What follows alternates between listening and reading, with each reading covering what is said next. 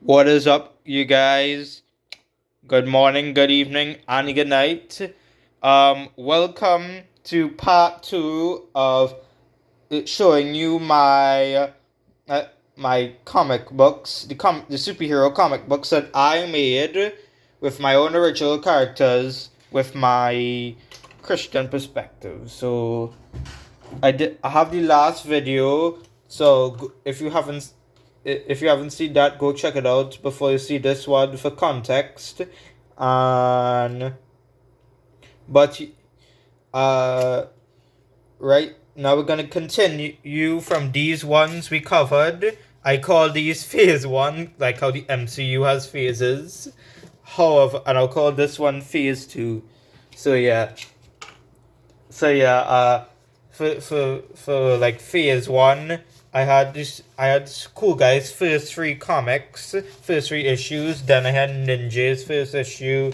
Then Cool Guy's fourth issue with introducing Coolbot. Then I had Dynamite's first issue, and then I had the crossover, the Chillers, where Cool Guy, Ninja, Dynamite, and Coolbot came together to defeat Devil King, Cool Guy's enemy. So yeah, now we're gonna continue with Cool Guy in Space.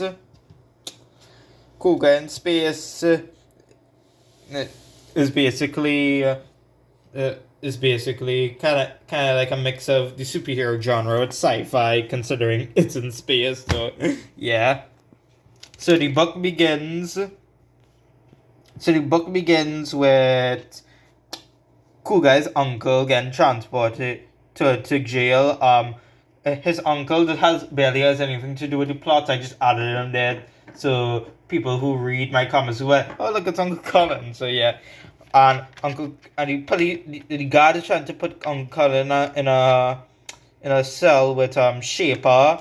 However, Shaper is missing. So this is Shaper right here. This shape-shifting alien here. Shaper is a rival of Cool Guy who tried to frame Cool Guy in issue 3 of Cool Guy. Cool Guy gets framed where he shapeshifted into Cool Guy and framed him, and in the end, Cool Guy and Ninja had to go back in time and stop him before he framed him. So like now, as for revenge, Shaper gets out. However, it's not what you think. You'll see as the story goes along. So we here on a field trip with Craig on the bus alone. And he's upset because Jake is not in this field trip because like as you can see he has his own adventure. So yeah, Craig is kind of bummed out. His crush Curly asked if she could sit with him, but before he could answer, his bully, who is also her brother, his name is Brick. Brick gives Craig the hard stare, so Craig, says no. So and then they arrive to the space station, and it's revealed that Brick and Carly's dad is an astronaut, and he is basically like the main guy that shows them around the space station. Oh, and Craig meets Dr. Ralph Ramires, who is a scientist that works for the SBS that formed each other together. He's also the grandson of Richard Ramirez, a friend of Dynamite from 1962. I again, to go for context, go to go to my original video. So yeah, so yeah. And then suddenly, Brick and Carly's dad is showing them a key for a ship. However, the key is missing. So, it's revealed that a burglar is stealing it. So Craig, of course, turns into Cool Guy, and he confronts the thief, and the thief turns out to be Shaper. So Cool Guy's like shocked. He's like, how did he get out? So he tries to fight Shaper, but Shaper being smart and all shapeshifts into Cool Guy as well. He also shapeshifts into Ninja, then whips him, then he shapeshifts into a snake and then a bee, and then and then Shaper takes the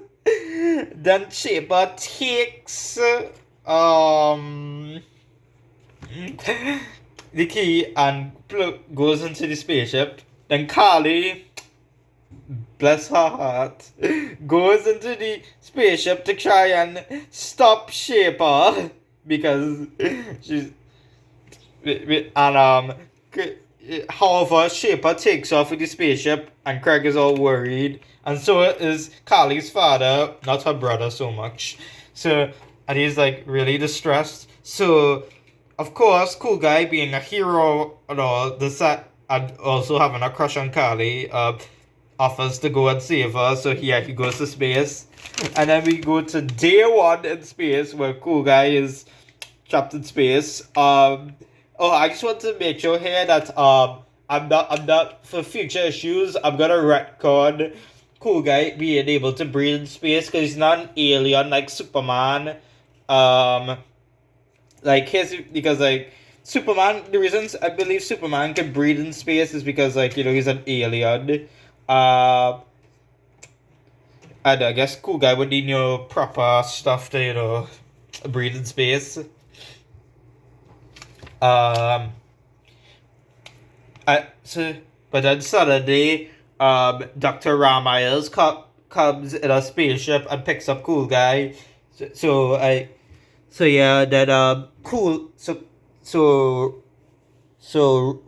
Ralph asks Craig about Shaper, and Shaper tells Ralph about his history with Shaper, and so with that information known, they try to plan.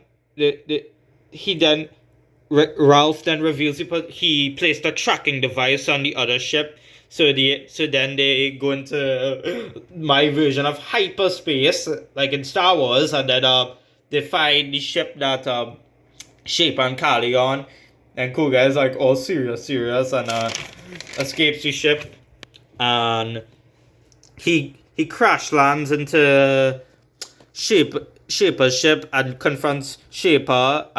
However, Shaper and Cool Guy is like, where is Carly? Release her! And Shaper's like, relax, the girl is fine, chill. You kidnapped a teenage girl. I didn't kidnap her, she snuck into the ship. And then as they're about to fight, Carly comes in and says that she's fine. And Craig is very confused. And Shaper said he actually was taking care of Carly, and Craig is even more confused. And then Craig tries to call out Shaper for being a villain and stealing the ship. And then Shaper believe it or not, Shaper says that he's trying to save the entire galaxy. So like you, probably, Craig is very confused. And then suddenly, I'm mixing up with his grandfather. Ralph comes onto the ship, mysteriously, and tells them that a meteor is coming towards the ship, and yeah, it destroys the ship. Then there's day 2 in space where they're on an unknown planet, and Carly and Craig are stuck there together, and they kind of riff a bit until a talking alien star comes and greets them.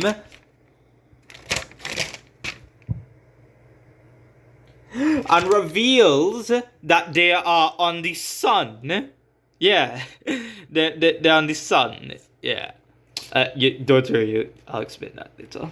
So yeah, then Steve the Star then takes them to these it. So then Shaper and then Ralph, Shaper and Ralph are kind of arguing, going back and forth about where they are. It's Shaper who reveals they're on the sun, and Ralph is kind of confused. That while while they're talking, they almost get attacked. However, and then the threat reveals to be this black star, and that threatens them before he leaves. Then meanwhile with Craig and Carly, they go to Star Castle and meet their King Master, who's like this old sage star, and Master reveals that he knows where Cool Guy's power is from, which is from a planet called Mohokion, and Mohokion is a alien planet that went to war with the Shaperians. The Shaperian is what Shaper's species is. The Shaper's the last of his species, by the way, and all the Mohokians are dead. Just pointed that out. And apparently the Mohokians, before they died, placed all their remaining powers into a meteor, and Devil King found that meteor. However, God flicked that meteor to Earth, and Cool Guy got hit by the meteor. So yeah, you can say Cool Guy's power is like a gift from God. So yeah, so as Carly and Craig are staying with Master and the other stars, Shaper and Ralph are hanging out, and then they start arguing, and Ralph is like, "Why do you hate Cool Guy so much?" And Shaper says, because my people were killed by them." And Shaper gives his side of the story on how he blames the Mohokians for the Shaperians dying out, and how he was, sent out into the galaxy. And then Shaper also reveals he's on this he was given a mission by his father to find a bunch of artifacts known as the Charge Spears. They're kind of like if you want to know the Charge Spears, they're kind of like the Infinity Stones of my universe. And he also, and Shaper is also on a side quest where he wants to kill Cool Guy, and even though Craig is a human, all Shaper sees is Mohokian blood. So Ralph calls him out and says that while his intentions are good, they're also selfish, which Shaper kind of considers too. And then suddenly Darkstar comes and captures them both. So there's that. So meanwhile, Carly is playing with these stars, and so is Craig. And then Craig even saves them from a meteor. And so yeah, the stars love him even more. And this, however, and the stars want Cool Guy to stay a little bit longer so Cool Guy can protect them and stuff like that. And Master is saying, "Enjoy your stay forever." And then it's day 4 in space, and Craig is invited by Master to visit Mohokion. So there's that. So meanwhile, Ralph and Shaper are in a jail cell, and Shaper and Ralph is freaking out, and they arguing, and it's revealed here that Shaper does not know how to transform into a key. The reason that being is because Shaper has never seen a key in his life. Guys, after reading this part, I realized how dumb that plot devices. I'm very sorry for that error. I promise to improve in my writing in future. So yeah, they go to so Craig and Master go to Mahokian, and then they also see a statue of the leader of the Mahokians, known as Coolion. He Craig thinks he's cool and stuff. So yeah, and then however, and then shit, and then Craig is like, it's a shame he was killed by the Shapirians, and then Master tells him something. Master tells them it wasn't the Shapirians that really wiped out the Mahokians. It was him. Boom! So it turns out that Master is Darkstar. And then he zaps Cool Guy into the same jail cell that Shaper and Ralph are. And then Darkstar, who we know is technically Master, the same person, then goes to the castle and hypnotizes.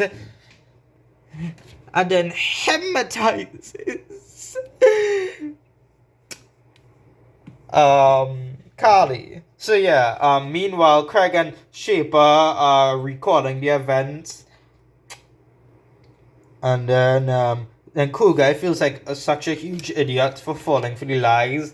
And then suddenly, the ghost of Coolion arrives and gives Craig and Shaper wisdom and a prophecy that they need to work together. So yeah, So Cool Guy and Shaper promise to work together. Also, I just want to say at this point in the story, I'm considering changing that part to Coolion, because after really studying the Bible, I kind of learned about the concept of necromancy, and I know characters meeting ghosts is a fun thing in fiction, like in Star Wars or Casper the Ghost, but I want this. I want to, but since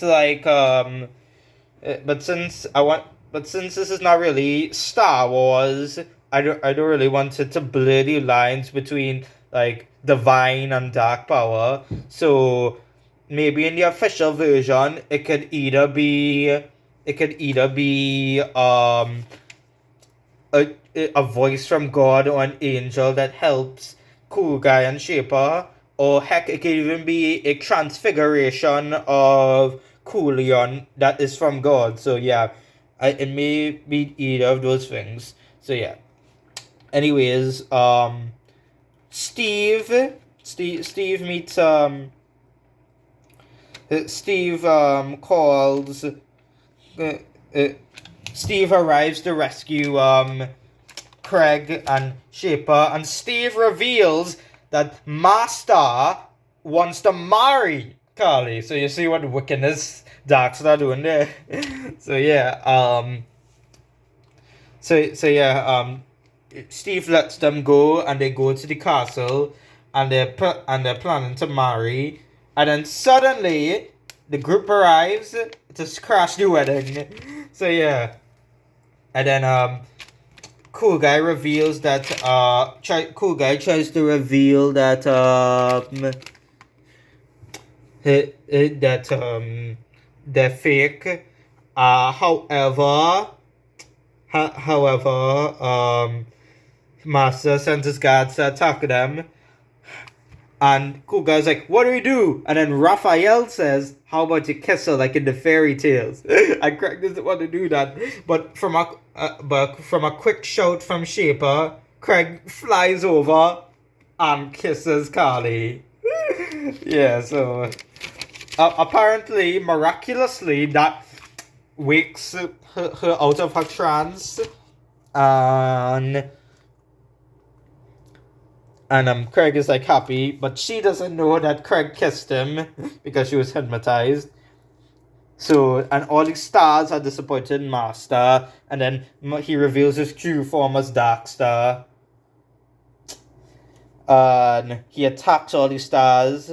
And Craig and Shaper try to figure out a plan to defeat Darkstar. Well, Raphael and Kali get the stars to safety. So Darkstar is trying to build a machine until Cool Guy comes in and and he says, and he tries to face Darkstar alone. So yeah, you have all this basically a battle here. So and unfortunately Darkstar gets the upper hand with his dark magic, and as Cool Guy is laying on the ground, it could is laying on the ground, and Darkstar reveals all the evil deeds he's done, and then suddenly,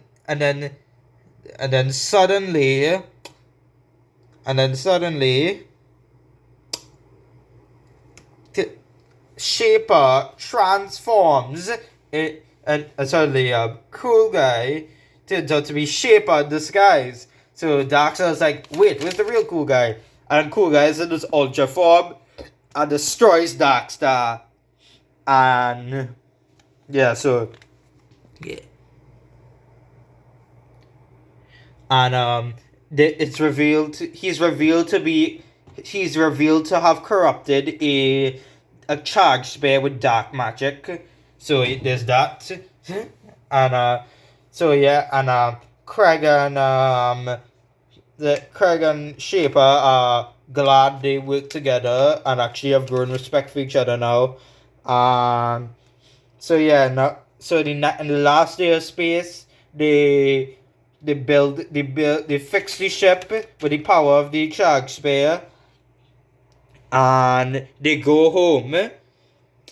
And they say goodbye to the stars.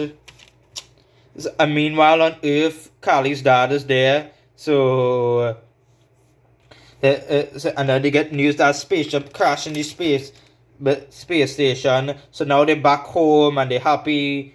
And Brandon is happy to see his daughter again. Her mom is there too, and Brick not so much.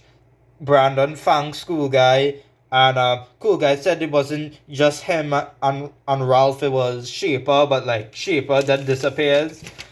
So and then Shaper is in the sky, and then Shaper and Cool Guy talk, and Cool Guy offers Shaper to join the Chillers, but he doesn't want to, and said he's just gonna go on his own. And Cool Guy respects his decision, and then Shaper leaves. So yeah, and then we get a teaser for the next book, Ninja. So yeah, this was a pretty good book, I have to say. Some Christian themes of truth being revealed, like Darkstar being revealed, Master being revealed as Darkstar. Then there's also redemption with Shaper. Then there's the difference between justice and revenge, so that's good. And also, it was a really good sci-fi superhero story. I would say more superhero and stuff, because like there's no technology besides the ships, but like that's debatable. However, now we have Ninja's adventure, and this time it's a pirate-themed adventure. So we started Atlantis. Yes, I include Atlantis as canon in my universe with a king named King Triton that's looking for his trident, but he can't summon it. And then suddenly, a mysterious hook shows up with his trident, and he uses the trident to turn him into a fish. To turn King Triton into fish, and the mysterious figure is revealed to be Captain Finn, leader of the Shark Pirates. And then then we are the next day, and Jake and his sensei Kai are going on a cruise, and for some more trading, and of course Kai is giving Jake that wisdom and stuff about fighting evil and stuff, and his skills. So yeah.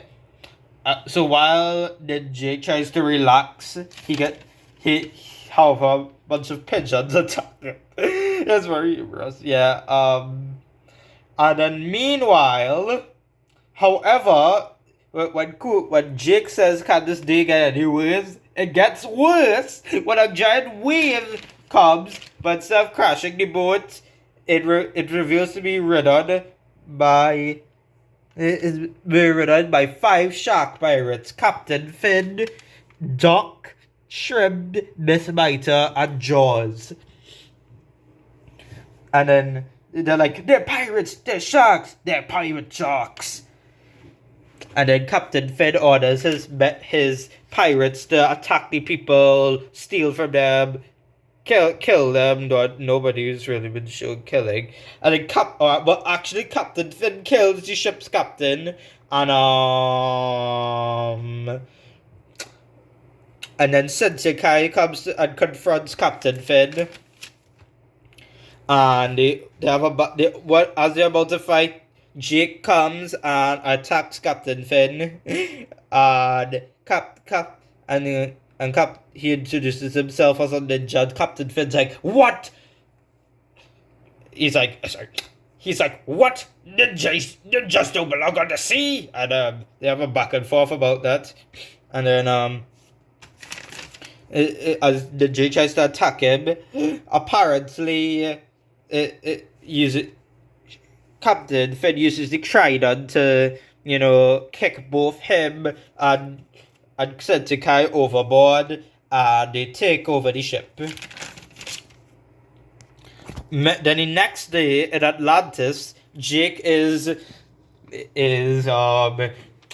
sleeping soundly in a place, and he wakes up in a bed and is greeted by a mermaid named Shelia. So Shelia reveals herself to be the daughter of King Triton, and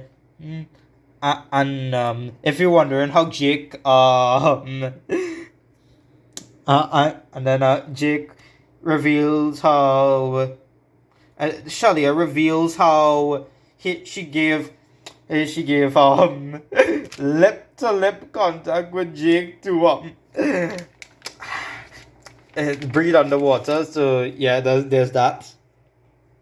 And then Shelia takes Jake to Kai, and Kai is being confronted by Fish King Triton, and King Triton is trying to figure out from Sensei Kai where's Captain Finn, and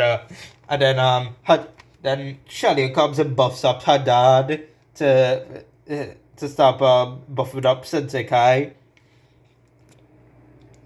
And then King Triton says how Captain Finn had stolen his Triton. And then, shockingly, Captain Kai reveals how Captain Finn is somehow his brother. Don't worry, we'll explore that. So everybody is shocked. And but King Triton wants his thing. And if he can't find Captain Finn, he'll kill Sensei Kai because he's stubborn. And they're related. Anyway, Shelia convinces him not to, and says that Jake can rescue him. So can rescue the Trident. So Jake goes out of his way to stop the shark pirates. So the next day with the shark pirates, and then Shrimp tells Captain Finn how Jake is on their way to stop them. I don't know how Shrimp figured that out, but for once he just so yeah. Meanwhile, Jake is on a rowboat, and he's he still can't find the shark pirates. Then Shelia comes and talks to him about Captain Finn, and then Shelia shows her powers, her water bending powers. So in my universe, mermaids or mythical sea creatures can control water. And also for certain Christians who don't like mermaids, I just want to say that the concept of mermaids is pretty debatable. From what I know, they're basically just folklore characters created by sailors. I think what you really, I think what you really need to be more cautious of is sirens, which are basically much more evil and demonic creatures. But for mermaids, they're really just humans with fish tails. But in my universe, they're watermen. They're kind of like divine creatures of the sea that protect the sea. So yeah. And then suddenly Jake is attacked by a cannon, and it's revealed that the shark pirates found them. So Jake gets on deck and fights Captain Finn with his fire powers and stuff. And Captain Finn is pissed. And so he fights all the other shark pirates. He uses the skills he learned. Meanwhile, Shalia gets on the boat and tries to find the trident. And then Doc tries to stop her, but he sees her and he basically falls in love with her. And he's distracted and he gets handed the trident, but then Jake sees him. And as Jake is about to spare, Jake tries to kill him, but then eventually spares him. Then Jake sees that Captain Finn is about to kill Shalia, and then Jake surrenders. So, but then Shalia makes a water fist and escapes, and however, it's too late for Jake and he's captured by Captain Finn. So Jake is locked away with the other prisoners that they have, and then Captain Finn confronts Jake, and then Jake reveals how he knows that Captain Finn is Kai's brother, and Captain Finn in response tells him how he and Finn used to be brothers in the monastery, and how their father wanted them to be ninjas. However, Finn wanted to be a pirate, and then they went to try and steal the trident, and then he gathered a pirate crew, and they tried to steal a trident. However, they got cursed into becoming sharks.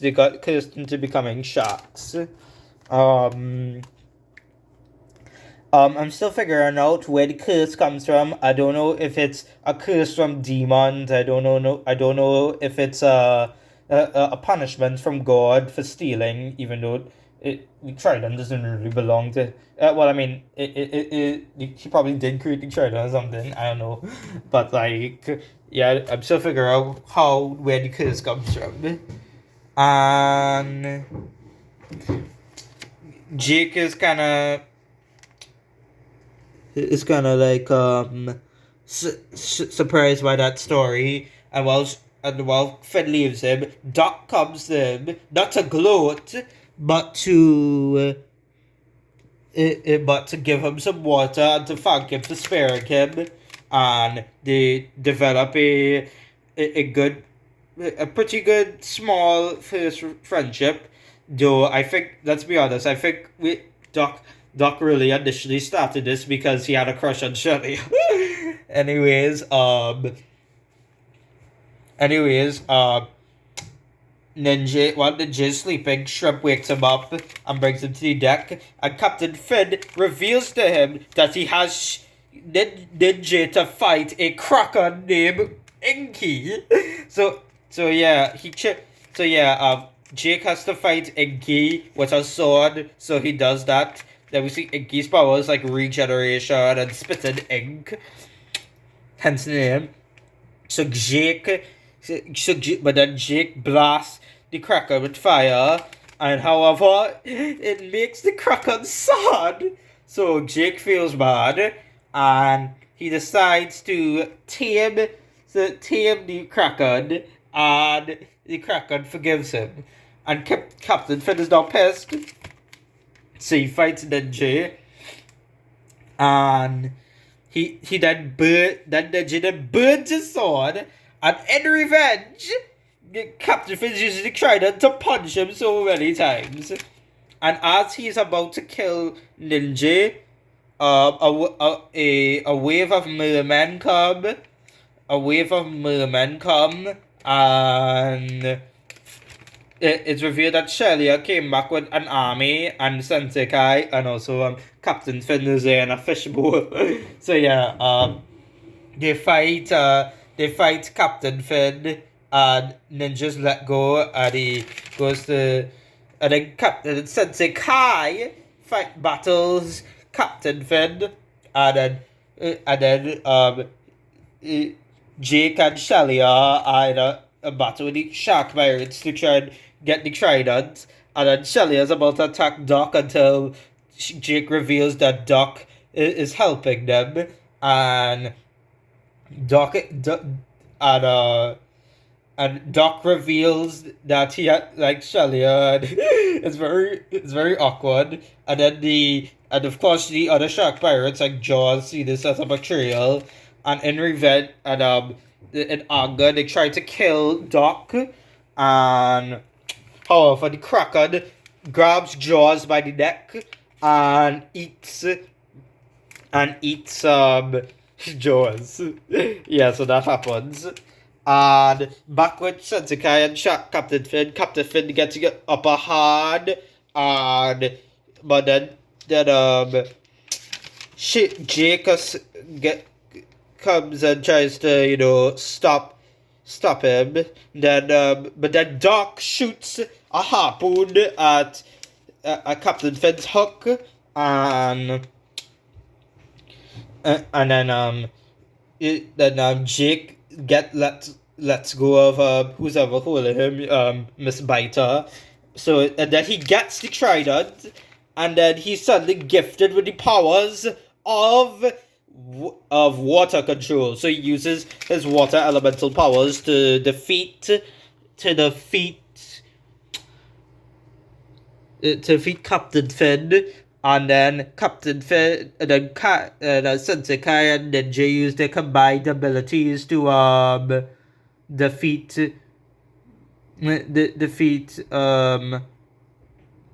Captain Finn. So yeah,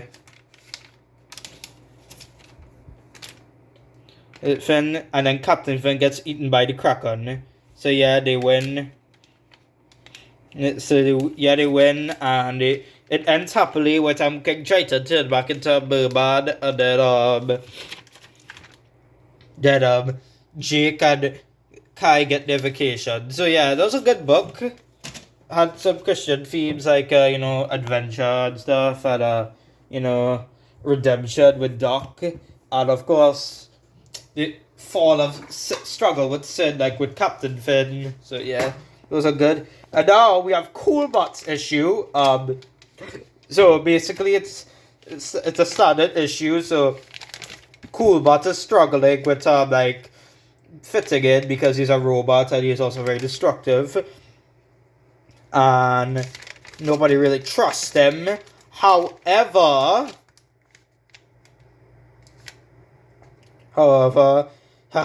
he tries to get an upgrade from the new owner of McKellen Industries, Alan Buckbrat. And while he's there, he meets Alan's AI, Glitchina, who is an AI who tries to convince Cool Guy to give him his power source. And when Coolbot says no, Glitchina reveals herself to be evil and tries to take it from Coolbot herself. And then Alan escapes Coolbot. Then they're hiding out in the sewers from Glitchina, because Glitchina is hunting them down with robots and stuff. And then Glitchina is like hunting them down. And there's this whole thing where Coolbot really is struggling. Like, does he belong? Is he a good guy? Is he a monster because he was originally created to be evil but he turned good? And then Alan convinces Cobalt he's not evil because he's not, and then Glitchina attacks them again. So basically this is like the goal type line there. They're running away from Regina, but in the end, the Fretbusters capture them and they tell them about Glitchina, and then they both Coogbot and the Fretbusters plan to save Stick Figure City from Glitchina. So they do that, and Glitchina uses cosmic energy to combine into mech, and then the soldiers try and fight her and Coolbot, and then Coolbot turns big and fights Glitchina and ends up winning. And Glitchina is destroyed, and Alan is sad. So yeah, and then Coolbot, and now Coolbot is a little more appreciated by people now. But then in the end, it's revealed that Alan is secretly evil and that he intended Glitchina to be evil. And also he's planned to become the future General Remote. So, ooh, there's that. Yeah, so yeah. Oh gosh, we have a limited time left, so we have to do this fast. Now this Dynamite, the hunt, is basically a bounty hunter named Huntress being hired by a mysterious guy to hunt down Dynamite, and Diana is basically fighting villains in Stick Figure, and then there's also like all the other heroes. However, she's very missing her boyfriend Elliot because she doesn't know where he is. Because and then our agent reveals to him that Elliot was an agent at the SBS. So Dynamite confronts Madame Cricket, and then Diana tells her that he went to Africa. So Diana plans a trip to Africa. That Huntress follows her, and they battle, but then she poisons her, and then they crash land into Africa, and Diana is rescued by some African villagers, and then the African villagers reveal that they raised Huntress when she was a child. However, she is however in some kind of battle, it was revealed that somebody had threw the game for her, and she got angry and she left the village, and she went on to be a bounty hunter. So yeah, there's that. And so Huntress is looking for Diana with her Roboraptors. She has Roboraptors. And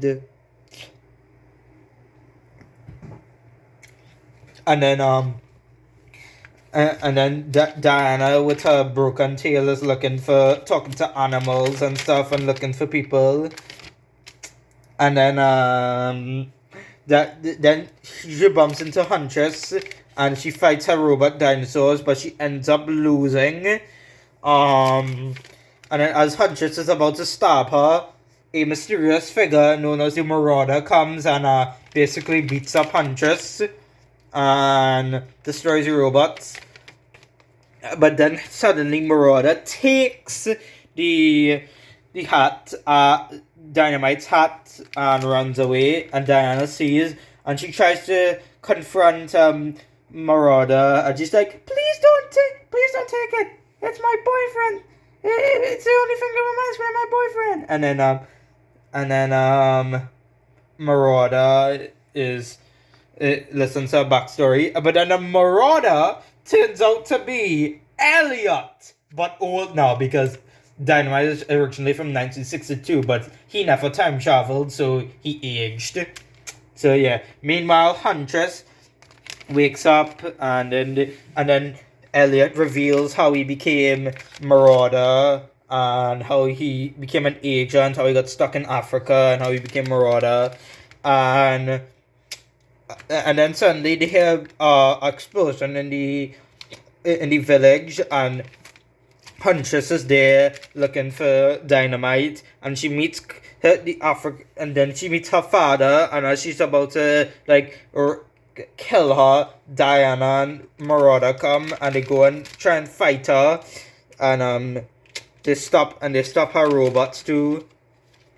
And then it turns out that Huntress had taken a piece of Diana's DNA, and now she also has the power to turn into a dinosaur too. So yeah, and she's obviously the scarier dinosaur. So yeah, so they fight, and as Huntress gets the upper hand, she gets a voice from God, but from her eyes it's in a form of a dinosaur. I don't know why, but trust me, it's God, it's Yahweh, it's Creator Universe. God tells her to increase her dinosaur abilities and do that, and she defeats Huntress and uses her supersonic roar. But as Diana's about to kill Huntress, Marauder stops her in time, and they realize they go too far. So yeah, Huntress is now basically repentant now, and then Diana and Marauder kind of feel bad for her. Yeah. And then meanwhile, the buyer is revealed to be a minion of Diana's grandfather, Spinero, and Rocky, who now goes by Dr. Rocky. So yeah, as they reach Roxy's Stick of Higginton, Elliot reveals he has to continue being Marauder, so Marauder goes away and leaves Diana again, but they'll see each other in a future issue. Yeah, I think Coolbot and Diana might have good Christian lessons. Like Coolbot has the consequence of irresponsible creation, like man-made creation. Like it's not evil, but it's not inherently good or evil, but creation can be good or evil. So yeah, it really depends. Now let's go. And then Dynamite also has like the consequence of greed with Huntress. So yeah, that's good. And also, and then it was really nice that Diana found Marauder, even though he's old. Like, don't worry, guys, they're not dating anymore. Okay, he's an old man and she's a 16-year-old girl. They just acquaintances now. So yeah. So now we have Nature Elf, which is about and I think this one kind of has some really biblical themes because it shows that how God created the universe. But for my own sake law, I also made it the origins of charge bears. I also have Adam here, and I also have they have creation of elves, which are like stewards of nature that God created. And so yeah, God does that. So we get that then it's centuries later where we have the Prince of the Forest, Nature Elf, and he wants to go to the outside human world. However, his father doesn't want to, and he and his sister and his elf best friend so Evan's sister Eliza and his friend Jumbo tried to help him build a bunch of leaf wings to try and get over the border. So they get over the border and see the first human named Jesus, who is very kind and stuff. And then, however, and then you see him feeding a squirrel until the squirrel gets squished, and then we meet the villain of the story, Agent Jack Lumber, who is a Fretbusters agent, and Agent Jack Lumber wants to cut down all the trees in the forest. So Evan reveals himself and tries to stop him, and Jack Lumber tries to kill him, and then the king tries to save him. Then King saves Evan, and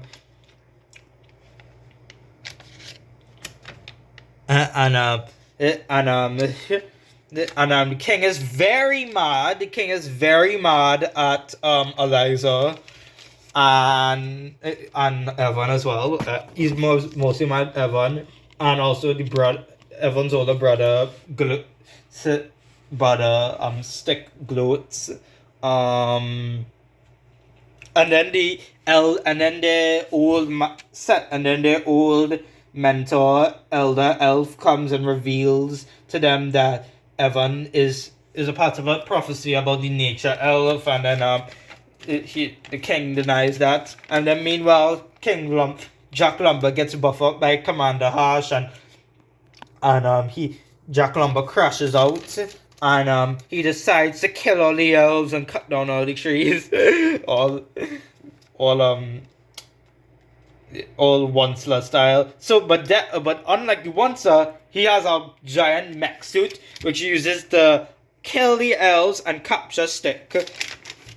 So yeah, then the Evan and the other and his elf friends got a divine revelation from Elder Elf and the Green Charge Spear, about the history of elves and why they separate from humanity. And then they go and then Evan asks Jesus for help, and Jesus agrees because he loves the forest too. And then as Jack Lumber is torturing Stick, Jack Lumber is distracted, and the elves go and try to rescue Stick. And then they find him being tortured, and then they are but then they're surprised by poison gas. So there's that. And then the king realizes they're not there, so he tries to save them. And then Jack Lumber explains his backstory to Evan when he wakes up, that his family was somehow killed by elves. So yeah, and he can't believe that. He can't believe that. So yeah, Evan can't believe that. So.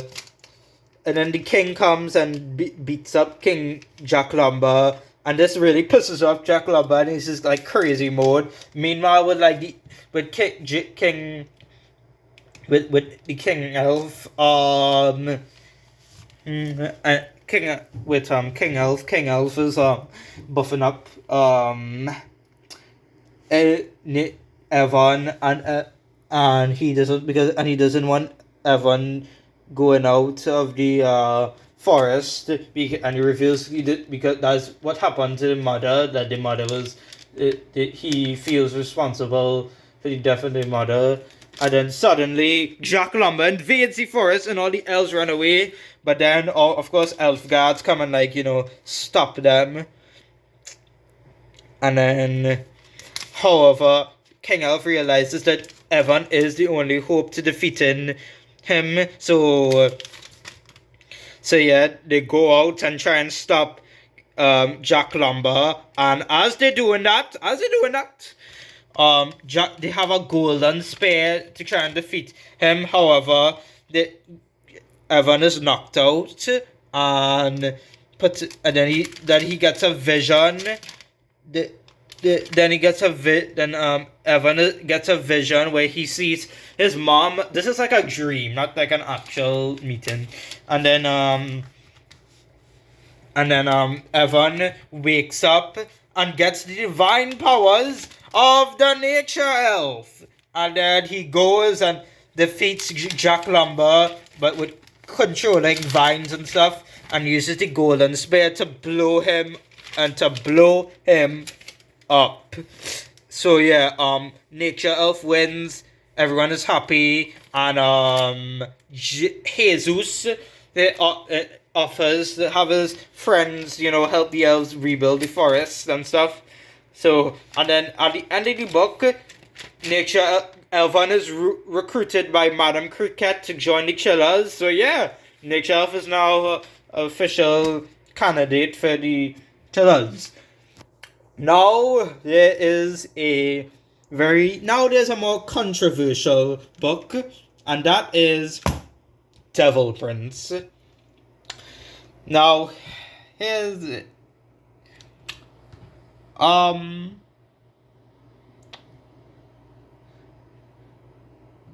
You,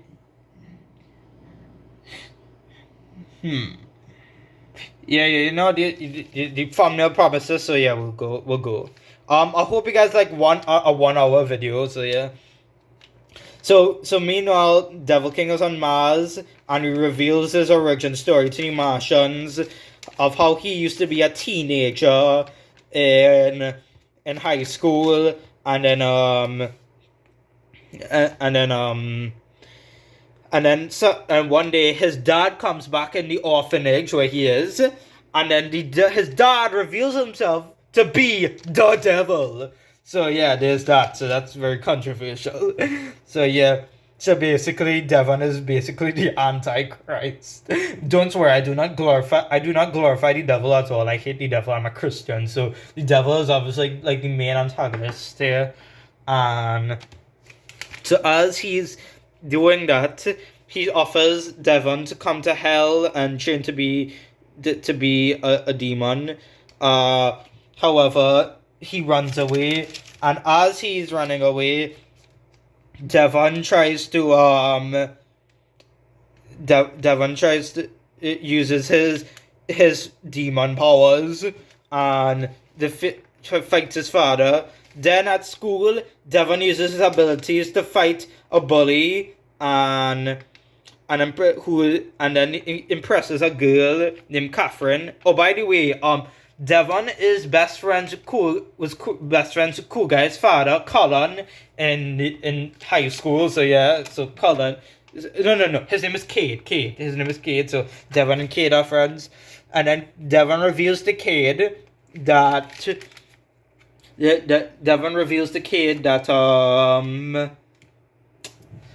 that he has like fire powers and stuff. So they go to his brother Colin. If you could guess, this is Professor McKellen as a young man. So yeah, there's that. So then they show him then Devon shows him his powers, and then Colin builds him a suit with wings and stuff. So yeah, there's like that.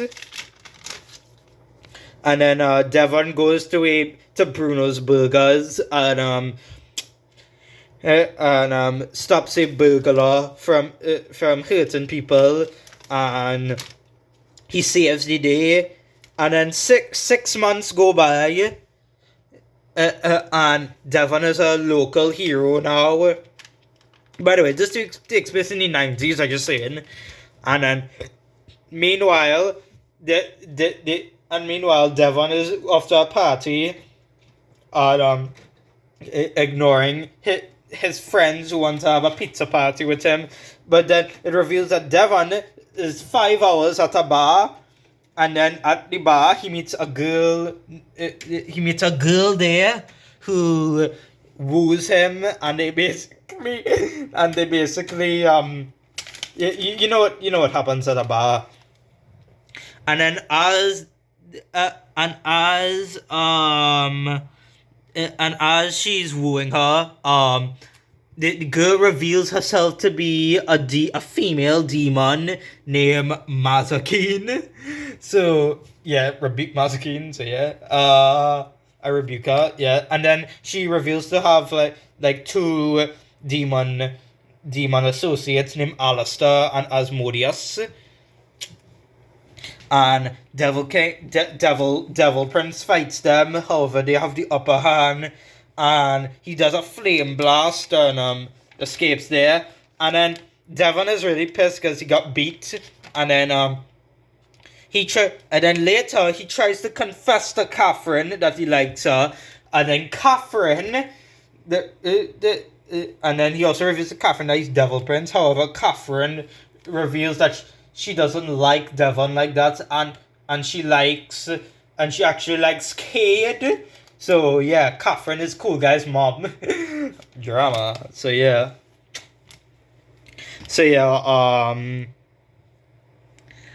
So yeah, Devon flies away, and as he's flying away, and then he confronts Cullen and Kate about it, and he's very angry. And then he finds out he got framed on the news. So Devil Prince goes and tries to find him. Then he's attacked by the military, and then and then the police get him. And as they're shooting at him, Devon uses his demon powers to burn them all to death. And then the sheriff's son sees them and gets angry, and he puts on his father's hat, signifying that this boy grows up to be Commander Harsh one day. So yeah, then Devon is by his mother's grave, and then the devil comes to confront him, and they have a battle with the other demons, and then as they're about to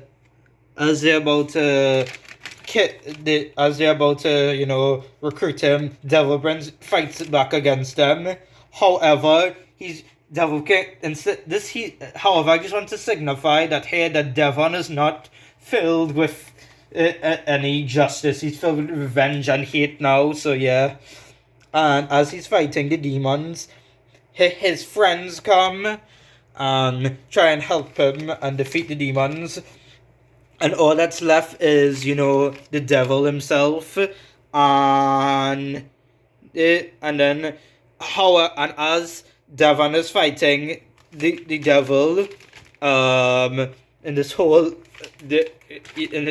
battle, then Devon stabs his father, but that doesn't work. Then suddenly, the devil is stabbed by a golden sword and sent back to hell.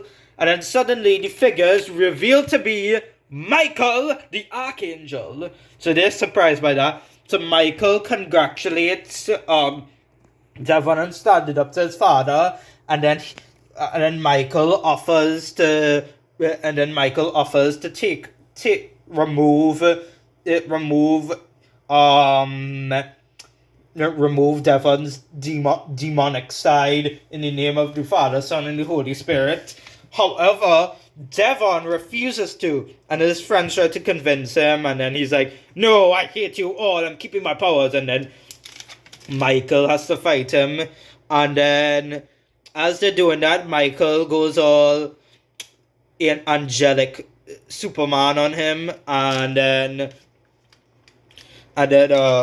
he defeats Devon and defeats him. However, Devon uses his demon powers to escape. I just want to know, even though you see this panel here, Michael is way stronger than Devon. I'm just saying.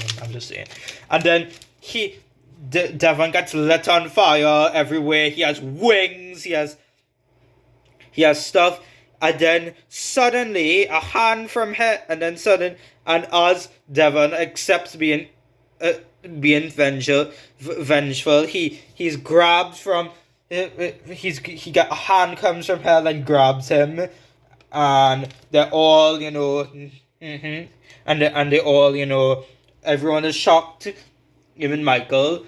After reading the story, I think I should have made Michael a little more powerful, and of course, acting on God's will a little bit more. I mean, he was acting on God's will, but I feel like I should have made Michael stronger. Anyway. The next 1 month later, Devon wakes up in hell with the other demons, and he's very the devil slowly gets into his mind, and Devon accepts being a demon man. So yeah. So as he gets his demonic transformation into the villainous Devil King. Yeah, so after Devil King tells the story, he says he says that even though he had a terrible life, he now embraces his path as the son of the devil. So that's evil and stuff, and he plans to ruin Earth. So yeah, and then we have this funny thing where Cool Guy says, "That comic sucked! Shut up, cool guys. Okay, I think this book, if I ever publish it, might be controversial. Some people might get accused of being satanic. However, I wanted people to know that all the demon characters are evil. God and the angels are good in the story. And this is the story of a villain origin story. It's not endorsing evil. It's depicting a villain story from the villain's perspective. I'm not endorsing it. However, this was before what I knew the concept of the Antichrist, so yeah, I'm more educated now, so I will be careful when I make the official version. Also, I just want to say that I guess this book could be okay because the demons are depicted as pure evil, like in C.S. Lewis' Screwtape Letters, where if you don't know about that, it's a I haven't read the book, but it's a really good book. So yeah, go check out Screwtape Letters. Now we have two final books. You know what? For the sake of the video, we going to go over them. Okay, in this book,